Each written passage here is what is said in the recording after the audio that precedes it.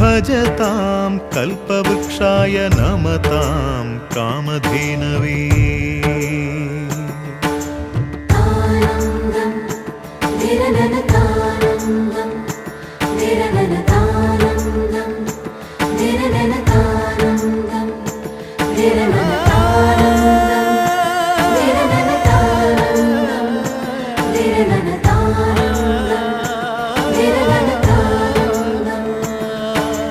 ಗುರುನಾಮವೇ ಗೋಮಂದೆಯ ಕೊರಳ ಘಂಟೆಯಲ್ಲಿ, ಮಂತ್ರಾಕ್ಷತೆ ಮಂಚಾಲಯ ಮಣ್ಣ ಕಣಗಳಲ್ಲಿ.